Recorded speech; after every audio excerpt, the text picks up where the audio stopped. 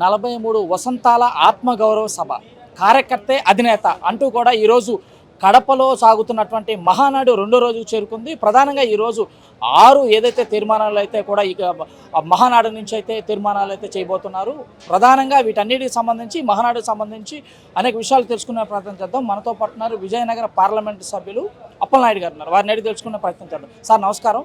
ఈరోజు ఇక్కడ జరగబోయే సమావేశంలో 6 తీర్మానాలు చేయబోతున్నారు. ప్రధానంగా 6 తీర్మానాలు ఏమిటి, వాటి వివరించే పూర్తిగా చెప్పండి.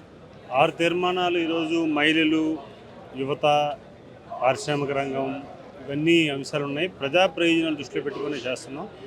అన్ని రకాలుగా ఈరోజు ఏంటంటే ప్రజలు తెలుగుదేశం పార్టీకి ఎన్డీఏ కూటమికి ఏ మద్దతు ఇచ్చారో ప్రజా ప్రయోజనాలు దృష్టిలో పెట్టుకుని తీర్మానాలు ఉంటాయి.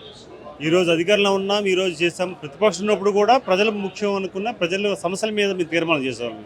ఇప్పుడు కూడా ప్రజా సమస్యల మీద తీర్మానం చేసి పరిష్కార మార్గాలు అన్వేషణ చేసిన ముఖ్యమంత్రి గారు కనుక ఈరోజు అందరూ కూడా ఆ రకంగా వెళ్తున్నాం. ఈరోజు ప్రతి ఒక్కరు కూడా ఆ రోజు మనం చేస్తున్నాం. అందుకు మనస్ఫూర్తిగా ముఖ్యమంత్రి గారికి ధన్యవాదాలు తెలియజేస్తున్నాం. ప్రధానంగా ఈ యొక్క 11 నెలలు కాలం నడిచిన నేపథ్యంలో కూటమి ప్రభుత్వం వచ్చిన తర్వాత ఎటువంటి అభివృద్ధి కార్యక్రమాలు జరిగినాయి అంటారు? అభివృద్ధి కార్యక్రమాలు అసలు తిన్న పిల్లలకి అన్నం పెడతామో విద్యార్థులకి పరిస్థితి నుంచి జీతాలు ప్రభుత్వ ఉద్యోగులకు ఇస్తామా లేదనే నుంచి ఈరోజు టైంలో పెన్షన్తో సహా ఈరోజు ప్రత్యేకంగా చేయవసరం లేదు. ఆ 3 అంశాలే చాలు. ఇన్ టైంలో ఎప్పుడు ఇచ్చే పరిస్థితి. అందుకు ఈరోజు అందరూ కూడా హర్షిస్తున్నారు, గౌరవిస్తున్నారు. ప్రజలు అంటే ఇలా ఉండాలి, ప్రజాప్రభుత్వం ఇలా ఉండాలని ప్రజలందరూ కూడా గౌరవిస్తున్నారు. మీ గ్రామాల్లో పోతుంటే అందరూ రిసీవ్ చేసుకుంటున్నారు ఈరోజు. అందుకు చాలా ఆనందంగా ఉంది. ఇంకోటి సార్, పార్లమెంట్ సభ్యుడిగా ఏదైతే విశాఖ స్టీల్ ప్లాంట్ ఏదైతే ఉందో దీన్ని ప్రైవేటైజేషన్ చేస్తానికి ప్రధాని ఆల్రెడీ ఇప్పటికే అనౌన్స్ చేశారు. దాని మీద అన్నీ నడుస్తున్నాయి.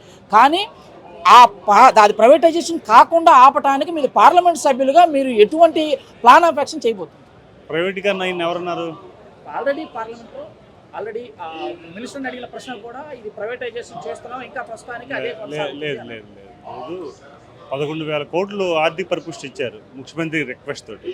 ఈరోజు కంప్లీట్గా గత ప్రభుత్వం హయాంలో తాళాలు వేసిన రోజులు అయ్యి తాళం వేసి వెళ్ళిపోయిన రోజుల నుంచి స్టీల్ ప్లాంట్ పరిపుష్టి అవకాశాలు ఈరోజు ప్రభుత్వం ప్రధానమంత్రి గారి సహకారంతో వచ్చింది.